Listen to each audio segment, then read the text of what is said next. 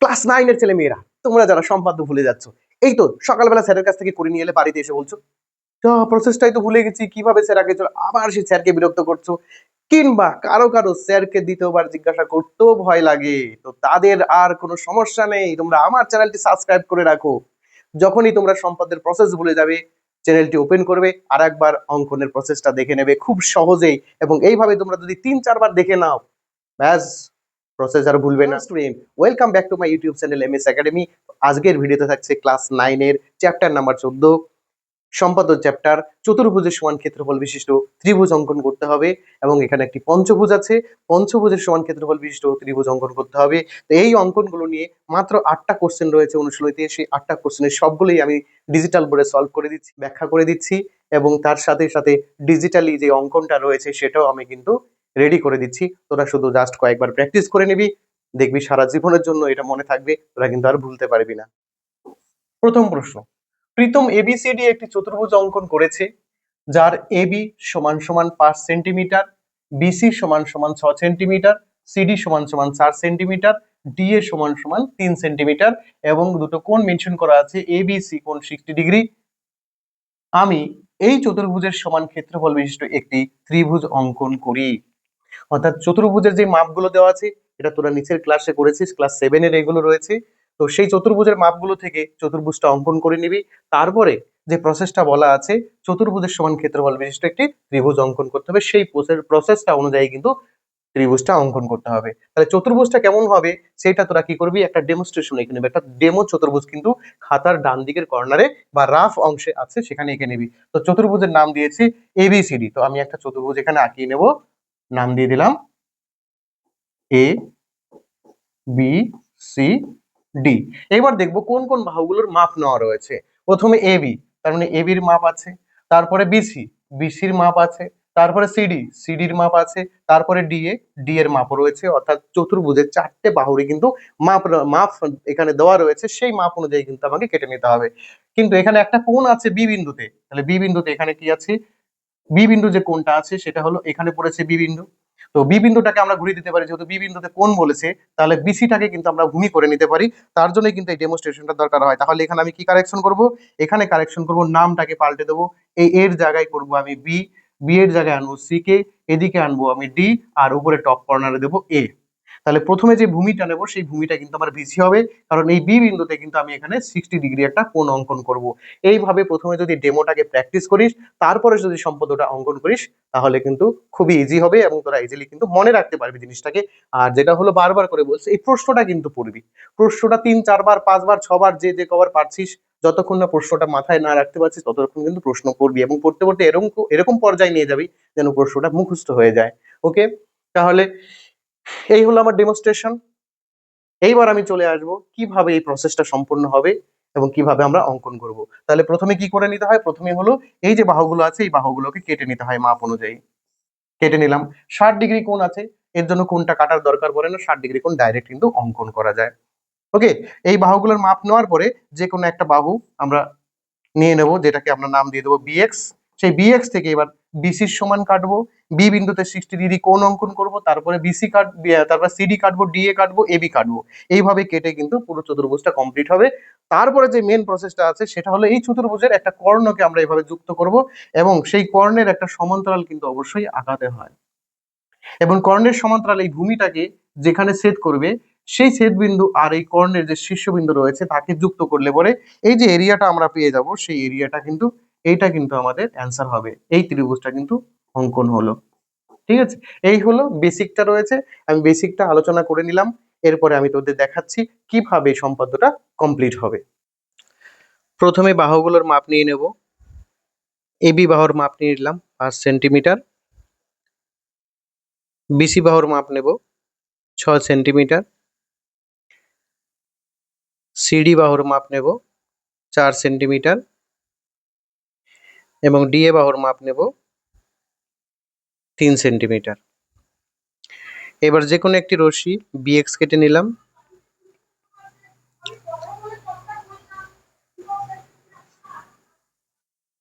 B বিন্দুতে 60 degree কোণ অঙ্কন করে নিলাম, অর্থাৎ একই মাপ দুবার কাটলে 60 ডিগ্রি হয়। এবার বি বিন্দু এ বির সমান করে মাপ কেটে নিলাম। বি বিন্দু থেকে বিসি কেটে নিলাম।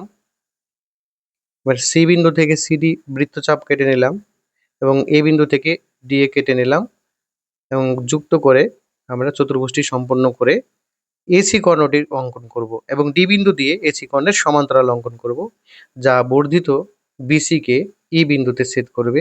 তাহলে উৎপন্ন ত্রিভুজ এ বিই হলো চতুর্ভুজ এবিসিডি এর ক্ষেত্রফলের সমান। কোশ্চেন নাম্বার 2 তে কি অঙ্কন রয়েছে?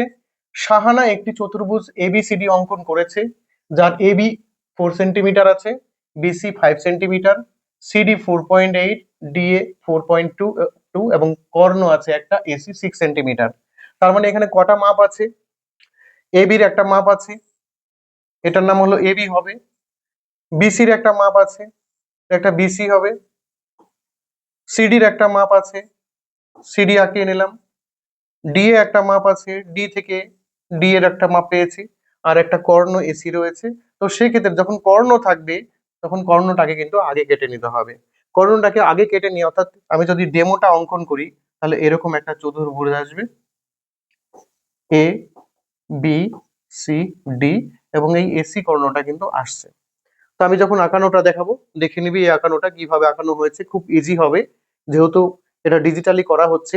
এই আঁকানোটা কিন্তু তোরা সহজেই বুঝে যাবি এবং বারবার দেখে নিয়ে কিন্তু তোরা এই আঁকানোগুলোকে মনে রাখতে পারবি। ঠিক আছে, চলো যাচ্ছি, এটা কিভাবে আঁকানো হয়েছে সেটা আমরা একবার দেখে নিই। চতুর্ভুজটি অঙ্কন করছি। প্রথম বাহুগুলোর মাপ নিয়ে নেব। A B 4 centimetre, PC 5 centimetre,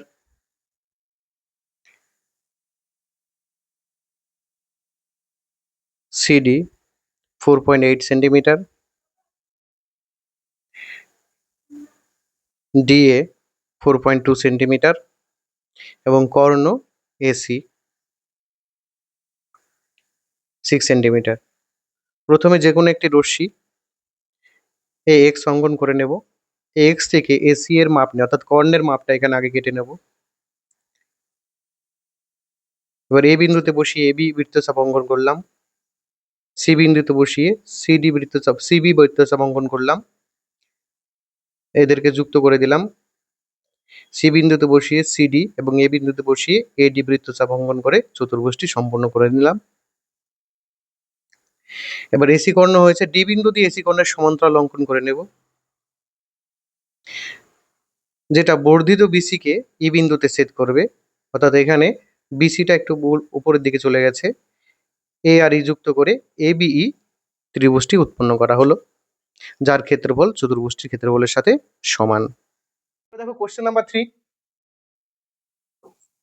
Shahana একটি আয়তক্ষেত্র এবিসিডি এঁকেছে, যার এবি সমান সমান 4 সেন্টিমিটার, বিসি সমান সমান 6 সেন্টিমিটার। এই এবিসিডি আয়তক্ষেত্রের সমান ক্ষেত্রফল বিশিষ্ট একটি ত্রিভুজ অঙ্কন করি। তার মানে তোমরা আয়তক্ষেত্র তো জানোই, বিপরীত বাহুগুলো সমান এবং সমান্তরাল হয় এবং প্রত্যেকটা কোণ কিন্তু 90 ডিগ্রি হয়। তাহলে এখানে দুটো বাহুর মাপ দেওয়া আছে, একটা দৈর্ঘ্য হবে আর একটা প্রস্থ হবে। তাই দৈর্ঘ্যটাকে আমি বিসি ধরে নিলাম, প্রস্থটাকে আমি এবি ধরে নিলাম। তাহলে এর অপোজিট মাপগুলো, এবির সমান এখানে সিডি পেয়ে যাব এবং বিসির সমান আমরা এখানে এডি পেয়ে যাব। তারপরে সেম যে প্রসেসটা রয়েছে, এই একটা কর্ণকে যুক্ত করব, এই কর্ণটার সমান্তরাল অঙ্কন করব। এই সমান্তরাল বর্ধিত ভূমিকে যেখানে ছেদ করেছে সেই ছেদ বিন্দু পর্যন্ত এই শীর্ষবিন্দু থেকে একটা সরলরেখা অংশ যুক্ত করে নেব। তাহলে কি হয়ে যাবে, এই যে অংশটা আমরা পেলাম এই অংশটা কিন্তু আমাদের অ্যান্সার। অর্থাৎ এখানে কি অ্যান্সারটা পেলাম আমরা? এখানে পেলাম এই যে আয়তক্ষেত্র রয়েছে, আয়তক্ষেত্র এবিসিডি যেটা আমি অঙ্কন করেছিলাম তার সমান ক্ষেত্রফল বিশিষ্ট একটি ত্রিভুজ হলো। এখানে একটা নাম দিয়ে দেবো ই, অর্থাৎ এ বি ই। এরকম ভাবে কিন্তু মন্তব্য লিখে নিতে হবে। ওকে, চলো কিভাবে এটাকে অঙ্কন করা হয়েছে সেটা একবার দেখে নিই। প্রথমে আয়তক্ষেত্রটি অঙ্কন করে নেব। এবি বাহুর মাপ 4 সেন্টিমিটার নিয়ে নিলাম, অপর বাহুটি 6 সেন্টিমিটার বিসি নিয়ে নিলাম। যে কোনো একটি রশ্মি বিএক্স কেটে নিলাম। বি বিন্দুতে 90 ডিগ্রি কোণ অঙ্কন করলাম, কারণ আমরা জানি আয়তক্ষেত্রের প্রতিটি কোণ 90 ডিগ্রি হয়।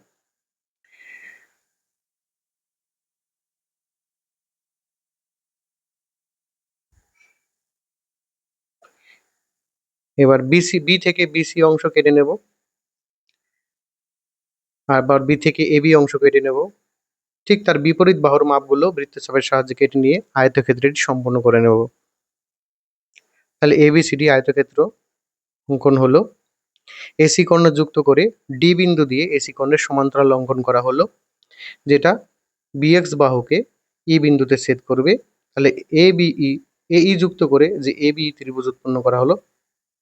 নাম্বার 4 কি বলেছে, একটি চতুর্ভুজ এবিসিডি আঁকি যার BC 6 centimetre, AB 4 centimetre, CD 3 centimetre এবং কোণ এবিসি অর্থাৎ এখানে খেয়াল করো বি বিন্দুর কোণটা কিন্তু দেওয়া রয়েছে এবং কোণ বিসিডি অর্থাৎ সি বিন্দুতে কোণটা আছে 55 ডিগ্রি 60 ডিগ্রি। এই এবিসিডি চতুর্ভুজের সমান ক্ষেত্রফল বিশিষ্ট একটি ত্রিভুজ অঙ্কন করি, যার একটি বাহু এবি বাহু এবং অপর একটি বাহু বিসি বাহু বরাবর থাকবে। তার মানে সেই চতুর্ভুজটা যদি আমরা অঙ্কন করি, সেই চতুর্ভুজটা বি আর সি বিন্দুতে কোণ আছে, তাহলে এই চতুর্ভুজটা কিন্তু বি আর সি বিন্দুকে আমরা ভূমিতে রাখার চেষ্টা করব। এখানে একটা 60 ডিগ্রি কোণ অঙ্কন করে নেব আর এখানে আমরা কিন্তু একটা 55 ডিগ্রি কোণ অঙ্কন করে এই এবিসিডি চতুর্ভুজটাকে কিন্তু কমপ্লিট করব। এবিসিডি চতুর্ভুজটা কমপ্লিট হওয়ার পরে যে প্রসেসটা রয়েছে কর্ণযুক্ত করা, কর্ণটার সমান্তরাল অঙ্কন করা এবং বর্ধিত ভূমিকে যে অংশে ছেদ করবে সেই অংশের সাথে যে ত্রিভুজটা অঙ্কন করবো, অর্থাৎ এই প্রসেস এর সমান্তরাল আঁকাবো এখানে। এই জায়গাটা প্রত্যেকটা জায়গাতে কিন্তু একই আঁকা রয়েছে, এই জায়গায় কিন্তু ত্রিভুজটা উৎপন্ন হচ্ছে। চলো দেখে নিই এই কোশ্চেনের আঁকানোটা কিভাবে সম্পন্ন হলো। প্রথমে বাহু এবং কোণের মাপ নিয়ে নেব। বিসি বাহু 6 সেন্টিমিটার অঙ্কন করলাম, এবি বাহু 4 সেন্টিমিটার এবং সিডি বাহু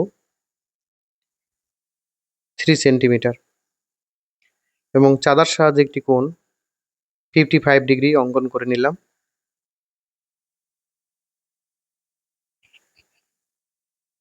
এরপর যে কোনো একটি রশ্মি বিএক্স অঙ্কন করলাম, বিএক্স থেকে বিসি অংশের মাপ নিয়ে কেটে নিলাম। বি বিন্দুতে 60 ডিগ্রি কোণ যেটা বলা ছিল প্রশ্নে এবং বি বিন্দু থেকে এবি অংশ কেটে নিলাম এবং সি বিন্দুতে 55 ডিগ্রির মাপ নিয়ে 55 ডিগ্রি কোণটি অঙ্কন করলাম।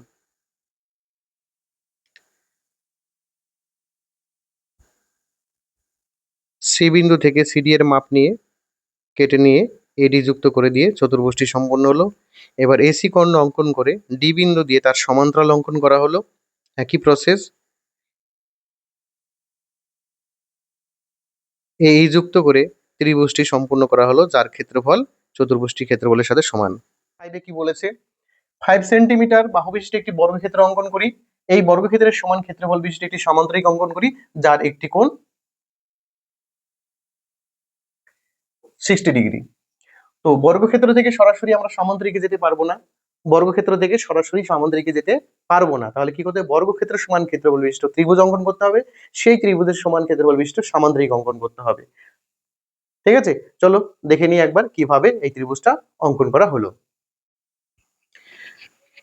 প্রথমে বাহুর মাপ নিয়ে নিই 5 সেন্টিমিটার, বর্গক্ষেত্র অঙ্কন করব। বিএক্স রশ্মি থেকে বি বিন্দুতে 90 ডিগ্রি কোণ অঙ্কন করে নিই, কারণ বর্গক্ষেত্রের প্রতিটি কোণের মান 90 ডিগ্রি।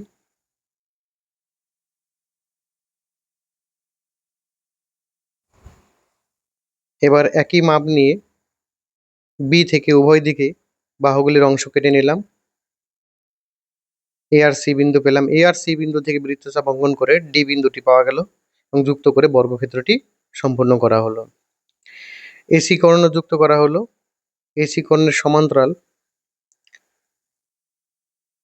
যেটা বিএক্স কে ই বিন্দুতে ছেদ করে এবিই ত্রিভুজটি সম্পূর্ণ করা হলো এবং সি বিন্দুতে একটা 60 ডিগ্রি কোণ অঙ্কন করা হলো।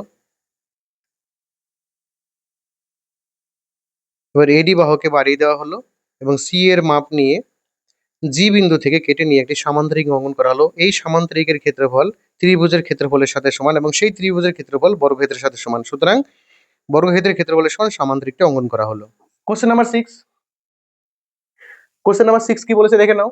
6 সেন্টিমিটার বাহু বিশিষ্ট একটি বর্গক্ষেত্র অঙ্কন করি এবং এই বর্গক্ষেত্রের সমান ক্ষেত্রফল বিশিষ্ট একটি ত্রিভুজ অঙ্কন করি। তো এটা খুবই সোজা রয়েছে, বর্গক্ষেত্র অঙ্কন করে তারপরে সেম প্রসেসে একটা ত্রিভুজ অঙ্কন করতে হবে। ওকে, চলো দেখে নিই এই আঁকানোটা কিভাবে সম্পন্ন হয়েছে। বর্গক্ষেত্র অঙ্কন করতে হবে, বর্গক্ষেত্রের বাহুর দৈর্ঘ্যটি কেটে নিলাম 6 সেন্টিমিটার। যে কোনো একটি রশ্মি বিএক্স কেটে নিয়ে বি বিন্দুতে 90 ডিগ্রি কোণ অঙ্কন করি।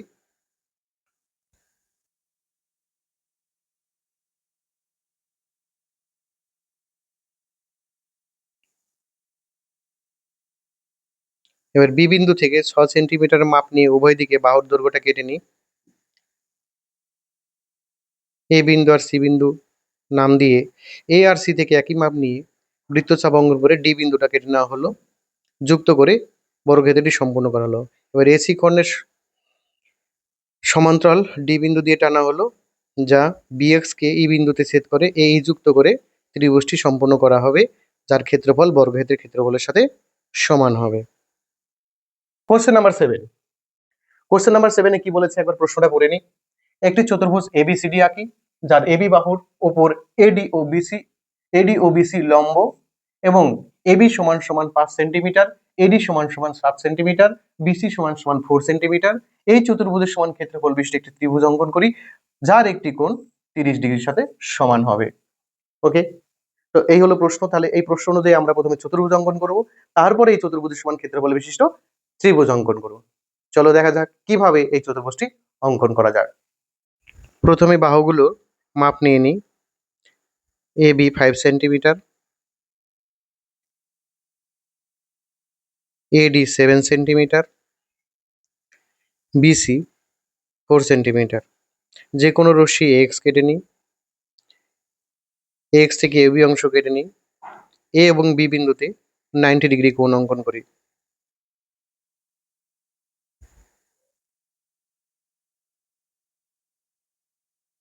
এবার বি বিন্দুতে 90 ডিগ্রি কোণ অঙ্কন হবে।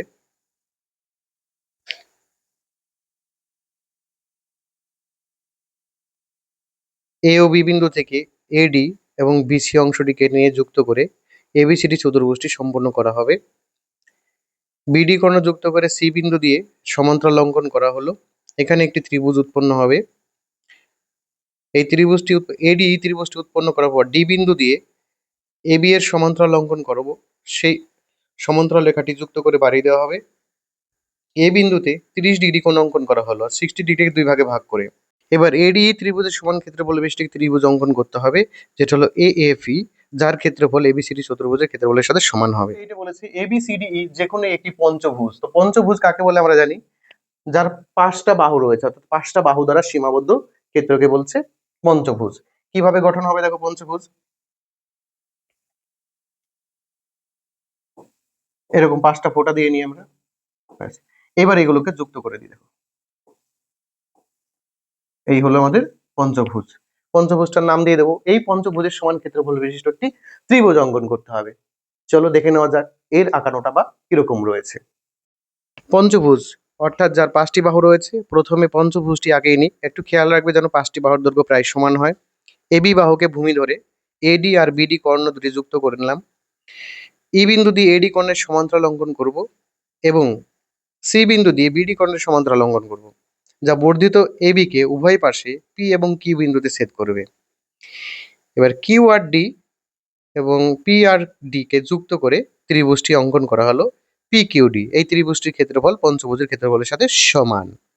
আশা করি আমার এই ভিডিওগুলি দেখলে তারা অতি সহজেই কিন্তু এই সম্পাদ্যগুলো মনে রাখতে পারবি।